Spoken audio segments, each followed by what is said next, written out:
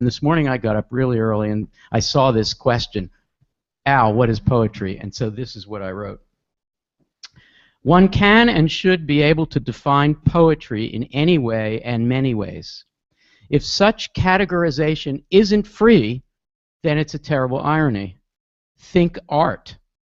Complicating things further, and Fortune, our favorite Fortune Buchholz, had said something about a Bauhaus chair. Somebody said, isn't this Bauhaus chair so poetic, right? Which is a way of saying it's beautiful. Complicating things further, as Fortune points out in her Bauhaus chair example above, we use the word poetry in 6 or 7 different parallel connotations at once in our everyday speech. Michael Jordan gliding up, and up into the air, turning there and flipping the ball downward through the hoop is said to be poetry in motion, etc. The best approach to poetry and to the meaning of the very word poetry is latitudinarian. In other words, of the spirit of being latitudinous, or lots of latitude. Or liberal, I suppose, is a word you could use. Every limit one can imagine for the word poetry will close off further possibilities.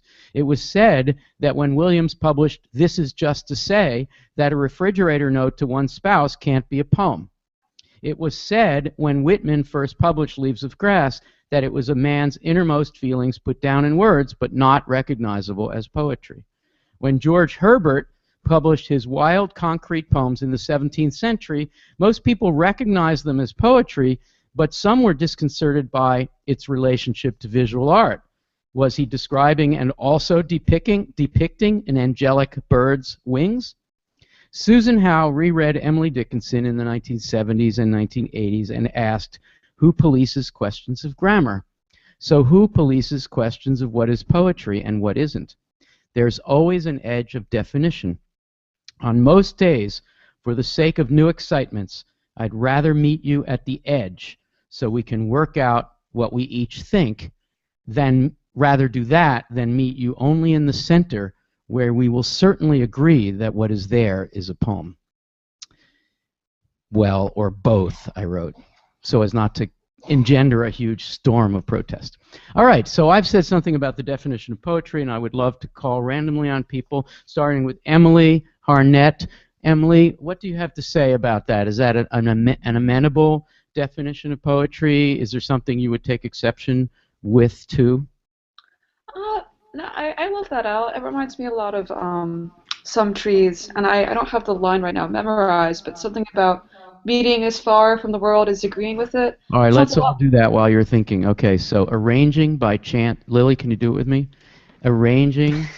Lily doesn't want to perform today. Never mind. I can say it. Do we have to say it together? Yes. Arranging by chance to meet as far this morning from the world as agreeing with it. You and I are what the trees try to tell us we are, that merely being there means something. Go ahead, Emily. Yeah, the idea that we're meeting on the edge of, the limits of poetry seems like it's made the type of intimacy that we have here in ModPo possible. That just meeting in the center on things which are clear and understood and don't need to be worked out interpersonally and through collaborative reading doesn't offer the same possibility for community that you have on the edge. Wow. Wow, you're prepping for final words on Monday. That was really beautiful. Maurice, I'm throwing it to you. Any response to my statement about a wide definition of poetry? Yeah, I think latitudinous was really apt because poetry, more than other forms of writing, perhaps is the one that most accepts and encourages the evolution of language, both towards the contemporary, the colloquial, and the collaborative. So, great, thank you. Dan? Dan said, you have to get right close to the mic, Kate. Dan said poetry should be broad because language is broad. Say that again, please. Poetry should be broad for language is broad. Julia, would you respond to Dan's statement? Yeah, I think what Dan says makes me think about how so much of what we talk about when we wonder what poetry is what we wonder what language is. But what I think is really nice about your comment is that you're getting us to the conversation about what's so rich and important and weird and confusing and difficult about language itself.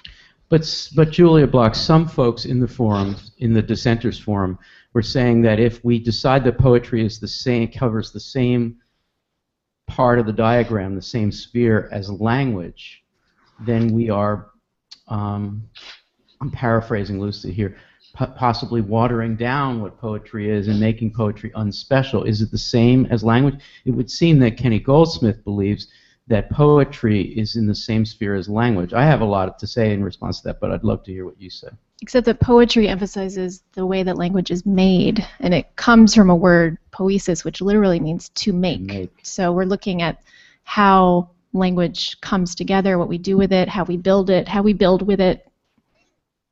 So you just answered the question in like this question that I all caffeinated took like an hour to do. I only had decaf this morning. No, but you really did it. You just said that poetry is something that is made, and something that through its writing, somehow through what we call form, discloses the fact that it knows that it's made.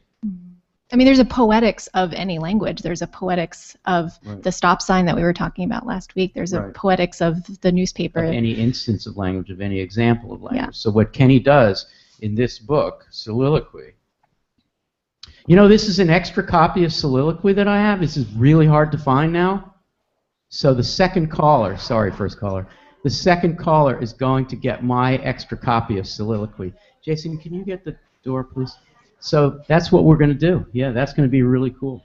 Okay, so what he's doing, Julia Block, is he's taking language of street talk and lunch talk, table talk, domestic talk, and he is framing it in some way to make it poetic. Can you say a little more about that and then respond to those who say, yeah, but how does that make it poetry? Yeah, so I think Soliloquy is kind of importing the language that surrounds us into a book, and it gets bound, and it has a cover, and it has a title, and it has an author's name.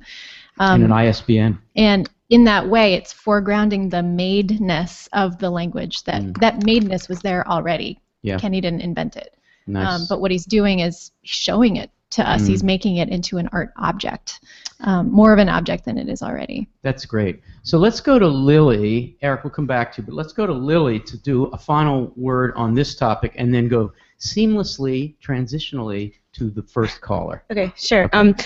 Well, so yeah, I think in the difference between just language and poetry is like I think the most important part of Soliloquy is the gesture of saying that of making the choice to record his speech specifically. Like I set boundaries to it, like 7 days, 7 acts. I decided to record the language and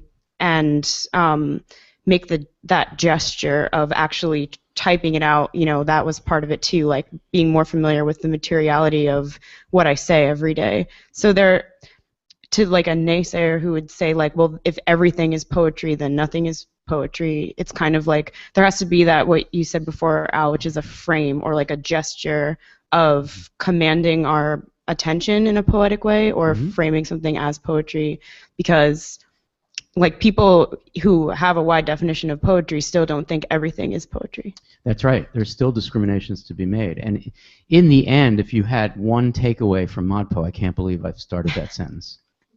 It like violates every impulse that I have as a teacher. But if you were to take one thing away about what can describe modern and contemporary American poetry, it is that somehow the writing is inscribed with the self-consciousness that what is being written is words. So self-referentiality, self-consciousness, metapoetic, you know, that's not to say that George Herbert wasn't completely aware that he was creating a poem that looks like wings in Easter wings, and therefore doing the form but for the most part, George Herbert was then going on and using standard quatrains and so forth to create poems that are about something else, where the quatrain either does or doesn't actually inform the content. So the modern poet that I like, that I admire, is the one that uses that self-conscious to create something so that you either reveal the making, disclose the fact that it's made, regret the fact that it's made, and you feel bad, as in so many of Williams' successful/failed experiments, or, in the case of Ashbery, make some kind of generous joke about the fact that I am just a poet and I'm not much more. So self-consciousness, up with self-consciousness.